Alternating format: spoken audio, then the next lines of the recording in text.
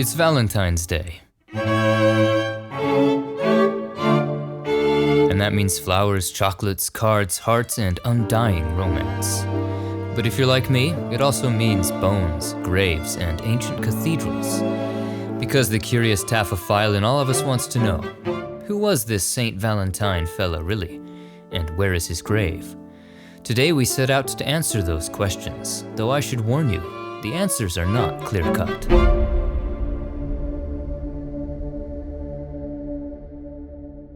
The myth of Saint Valentine, like Saint Nicholas, has grown from a little fact and a lot of folklore over the centuries. But the simplest distillation of the story is that Saint Valentine was a 3rd century Roman bishop or priest who was martyred on February 14th, around 270 AD. Little else is actually known about him, his mention in the early Book of Martyrs merely stating that his acts are known only to God. But numerous legends have grown around Saint Valentine since then, including that he was imprisoned and martyred by beheading for refusing to renounce his faith, and for performing clandestine weddings for soldiers who were forbidden to marry. Another, much more apocryphal legend states that he performed a miracle while in prison of restoring sight to a blind girl, sending her a letter just before his execution on February 14th signed, "Your Valentine," the world's first Valentine. And there are even records of multiple Saint Valentines from this era, who may or may not have been the same person. The feast of Saint Valentine was first established in the year 496 by Pope Gelasius I, some 200 years later, but the feast merely commemorated the saint's martyrdom and had nothing to do with celebrating romance. So how did the feast commemorating the day a Roman bishop was decapitated morph into a day of roses, hearts, and romantic gift cards? St. Valentine's Day only became associated with courtly love in the Middle Ages, likely thanks to authors and poets like Geoffrey Chaucer, who linked the Twitter passion of spring with romance, writing in Parliament of Fowls, "For this was on St. Valentine's Day, when every bird comes there to choose his mate." Inspired by this, in the 14 and 1500s, people began writing poems as valentines for their love interests. By the 19th century, paper valentines became immensely popular in the UK and US, and through the 20th century, these traditions spread around the world as we know them today. Now then, with that not-so-clear treatise on the origins of Valentine's Day, what about the final resting place of Saint Valentine himself?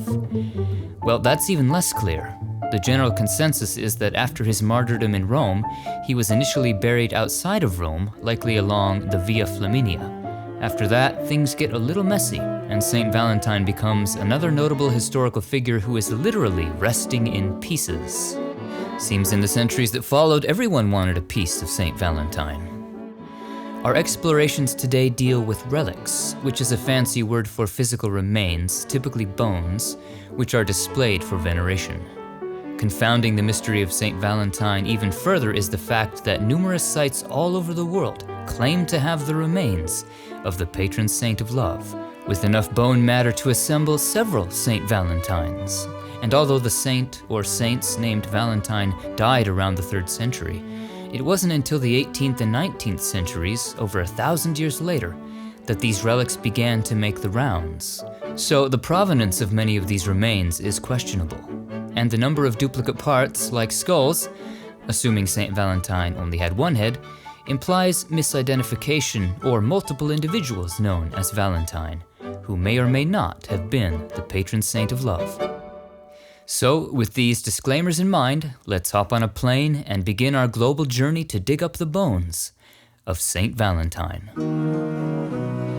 We begin our explorations today in a city synonymous with romance, Rome. This is also where Saint Valentine would draw his last breath. We find ourselves at the Church of Santa Maria in Cosmedin. It's perhaps most famous for the Mouth of Truth sculpture, as seen in Roman Holiday. The Mouth of Truth. The legend is that if you're given to lying, you put your hand in there, it'll be bitten off. Oh, what a hard idea.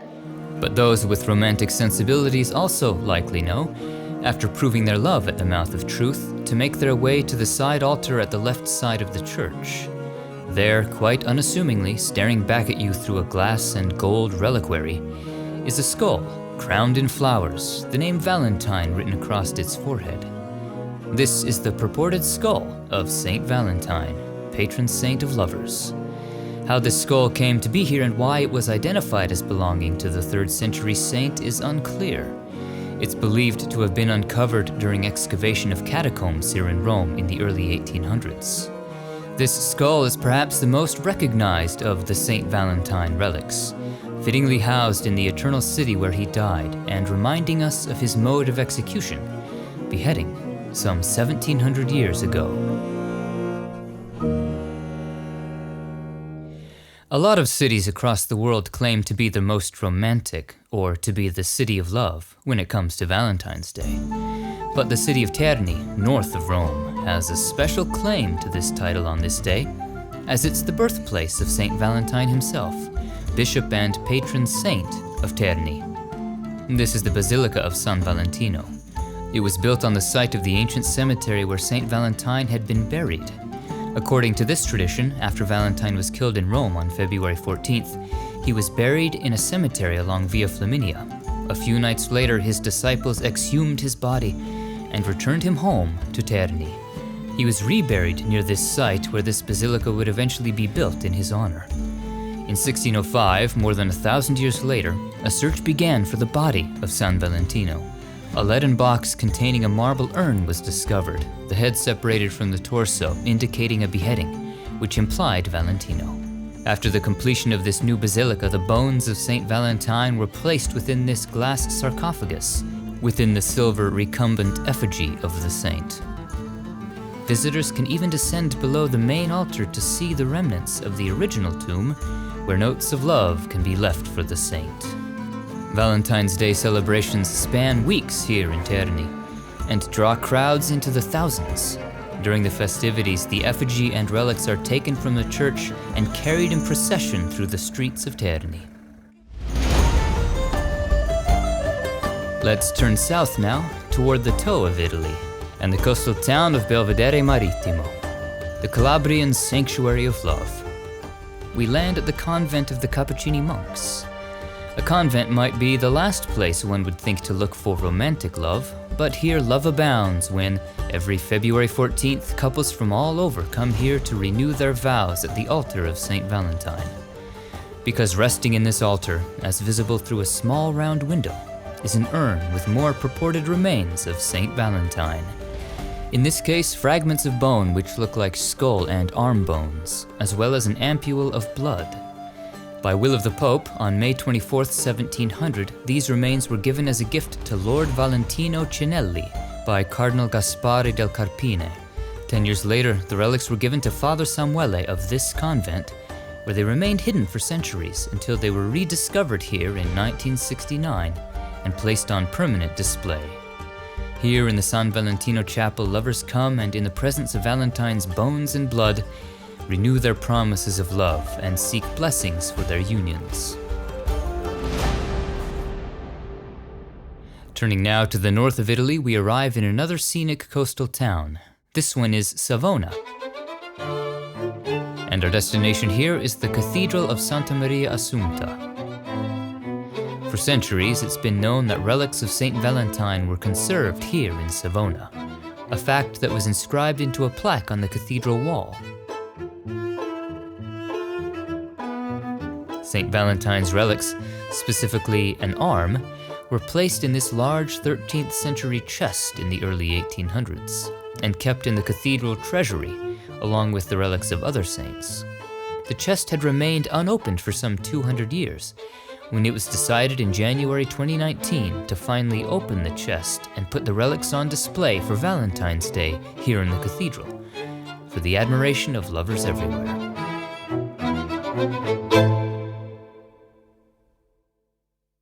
If you ask Find a Grave where Saint Valentine is laid to rest, you'll be sent to Dublin, Ireland, and Whitefriar Street Church. Every year around February 14th, this church and its shrine to Saint Valentine become a pilgrimage site for the romantic at heart. Beneath the statue of Saint Valentine is a small casket which is said to contain the remains of Saint Valentine and a vessel tinged with his blood. As the story goes, a noted Irish preacher named John Spratt visited Rome in 1835 to preach. In thanks and admiration, Pope Gregory XVI is said to have given him the reliquary of Saint Valentine, along with a letter that read, in part, "We have freely given to the very Reverend Father Sprat the blessed body of Saint Valentine, martyr, which we ourselves, by the command of the Most Holy Father Pope Gregory XVI on the 27th day of December 1835, have taken out of the cemetery of Saint Hippolytus, in the Tiburtine Way, together with a small vessel tinged with his blood, and have deposited them in a wooden case." The unspecified relics came to Dublin in 1836 and remained in storage for more than a century, when in the 1950s and 60s they were returned to prominence with this altar and shrine being constructed, and the relics placed on permanent display. As with the Italy sites, here at the Shrine of Saint Valentine in Dublin, lonely hearts come to seek the blessing of Saint Valentine to find love.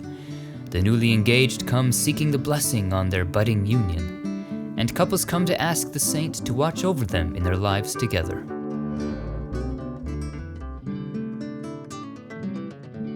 Let's turn the compass south now and head to Madrid, Spain. This is the Church of San Antón here in Madrid. The church is beloved by locals for its annual blessing of pet animals, but for those whose love extends to humans, the church has some bones for you too. Look for a sign that reads Patrón de los Enamorados. In this display case is a near-complete skeleton, framed by 2 leg bones forming a V, attributed to Saint Valentine. These relics arrived in Spain at the end of the 18th century as a gift from the Pope to King Carlos IV.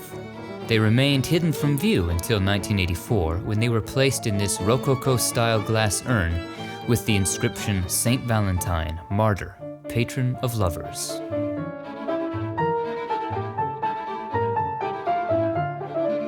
Our travels take us now to Poland. This magnificent cathedral is the Church of the Assumption of the Blessed Virgin Mary in Chełmno, Poland, the city of lovers. As you make your way down the nave of the church, flanked by ornately decorated altars, keep your eye out for a painting of the martyrdom of Saint Valentine. That is our destination, because within the altar beneath that painting is kept a silver reliquary, which contains a relic of Saint Valentine, a fragment of his skull. It's unknown how and when the relic made its way here, though it's assumed sometime in the Middle Ages. In 1630, the skull fragment was placed in this silver reliquary, but the relic didn't get put on public display until February 14, 2002, after the tradition of celebrating Valentine's Day reached Poland. The relic is now the focal point of the city's annual Feast of Saint Valentine, which draws visitors from all over, and may be kissed through the glass for romantic luck. Let's make our first trip of the day to the United Kingdom, specifically Glasgow in Scotland. In this city, replete with history, one of its most unique historical treasures can be found at the Church of the Blessed St. John Duns Scotus. In the halls of this modernist church is an unassuming wooden casket that, unless you knew of its contents, or unless you can read Latin, you might not give a second glance. The wooden box reads Corpus Sancti Valentini Martyris, the body of Saint Valentine, martyr. It's not his whole body, though. As with many other sites, it's just a piece of the saint, specifically the bones of his forearm. The remains were reportedly a gift from a wealthy French family, brought to Glasgow by Franciscan monks in 1868 and kept in St. Francis's Church, where they were stored for over a century. The relics were moved to this church in 1993, where they were kept in a cardboard box atop of a wardrobe for 4 years, before being rediscovered in 1999 and put on display in this wooden reliquary. Each year on Valentine's Day, the reliquary is removed and decorated in red roses, and friars say prayers for those around the world in love or seeking love. The site has since become a popular destination for marriage proposals. Ask anyone where they think Saint Valentine is entombed, and the response may include any of the sites we've visited so far. Are there any among you, though, that would guess Birmingham, England? If not, the Birmingham Oratory has a surprise in store for you. Here, beneath a painting of Saint Athanasius, is an ornate golden casket that reads, "The Body of Saint Valentine, Martyr." John Henry Newman was a 19th century priest who traveled to Rome, where he was ordained by Pope Pius IX. These unspecified remains of Saint Valentine were given to Newman in 1847 as a gift from the Pope for the founding of the English Oratory. Curiously, here at the Oratory, St. Valentine's Day hasn't traditionally been celebrated on February 14th when the saint was killed, but on February 21st, on the birthday of the church's founder. Next door to Birmingham is Coventry. To quote the BBC, St. Valentine's finger beckons lovers to Coventry. I do not respond to any man's finger. Well, with or without Mrs. Slocum, let us head to St. John the Baptist Church, where there is a small gold reliquary, inside of which is a sealed box, inside of which is said to be a shard of St. Valentine's finger bone, the same finger which would have blessed young romantic couples centuries ago. It's believed to have come here sometime in the 1800s, when Valentine was divvied up and spread around the world. The church usually keeps the relic locked away, but put it on display for Valentine's Day in 2016. Let's head back to the continent and fly into Prague. On the banks of the Vltava River is a cathedral right out of your best Gothic dreams. This is the Basilica of St. Peter and St. Paul, a church within the Vyšehrad fortress here in Prague. The current neo-Gothic style dates back to reconstruction in the 19th century, and upon entering the basilica, you're met with colorful, floor-to-ceiling gilded frescoes in more of an Art Nouveau style. It gives the sense of walking through a forest or enchanted garden. If you can peel your eyes away from the ceiling and make your way to the Chapel of Our Lady of Sorrows, you'll find a number of gold and glass reliquaries flanking a Pietà sculpture. The one we're looking for is here on the right, which, if you look carefully, reads Valentine. According to legend, in 2002, members of the church were sorting through the basement storage when they stumbled upon a number of relics. One of them was this relic of Saint Valentine, which is purportedly a piece of his scapula, aka shoulder blade. It's believed to have been brought here in the 14th century by Holy Roman Emperor Charles IV, who lived here. The relics are now on permanent display, and St. Valentine's relic features prominently in the celebration of Mass here on February 14th. So perhaps for the romantic taphophile in Prague, an ideal Valentine's Day outing might be to get lost in the enchanted forest of these cathedral halls, say a quick hello to St. Valentine himself, then top off the visit with a stroll through Vyšehrad Cemetery on the grounds. And also chocolate. Ahoy Prague, it's time to turn west and say bonjour to France. This charming little town is called Saint-Pierre-du-Chemin, and this is the church of Saint-Pierre-du-Chemin, a church whose front door, fittingly for our journey today, has a lock in the shape of a heart. If we unlock the heart and head into the church, at the back of the nave we find a glass treasury holding a number of relics. Among them, this ornate shrine which reads Ex Ossibus Sancti Valentini Martyris, from the bones of Saint Valentine, martyr. In the 1840s, the parish priest of Saint-Pierre-du-Chemin wanted to obtain relics to enhance his parish church. The remains of an alleged Saint Valentine had been exhumed in 1847 in Rome. 2 years later, a small portion of those remains was brought here from Rome as relics. It's hard to tell exactly what they are, but if my college anatomy classes don't fail me, it looks like there might be fragments of leg and foot bones, and perhaps vertebrae. St. Valentine's Day celebrations here in Saint-Pierre-du-Chemin consist of a week of festivities which begin here at the church with the veneration of the relics of the patron saint of lovers, and go on to include music, dancing, food, parades, and other events, bringing a pilgrimage of people from all over looking to celebrate l'amour. France lays claim to another set of relics in the south of France and a town called Roquemaure. This is Église Saint-Jean. In the 1860s, the vineyards of southern France were ravaged by insects, decimating wine production in an event known as the Great French Wine Blight. Seeking divine intervention to end the blight, a local dignitary made a pilgrimage to Rome to seek out holy relics. He had no specific relics in mind, but came back in October 1868, so it said, with a bundle of Saint Valentine's bones, which had been extracted from the catacombs of St. Hippolytus in Rome and given to him by Pope Pius IX. Though the blight would persist another 4 years, locals celebrated the arrival of the saint's bones, festivities which continue on to this day as La Fête du Baiser, or La Festa di Putun, the Festival of Lovers and Kisses. During the festivities, locals take to the streets dressed in Victorian attire, sharing kisses with friend and stranger alike. The unspecified relics of Saint Valentine are kept here in the church alongside this wax effigy of the saint. During the Valentine's Day festivities, the relics are removed and carried in procession through the streets for veneration, and to spread the spirit of love. One of the wineries here in Roquemaure now even produces a wine named after their favorite saint.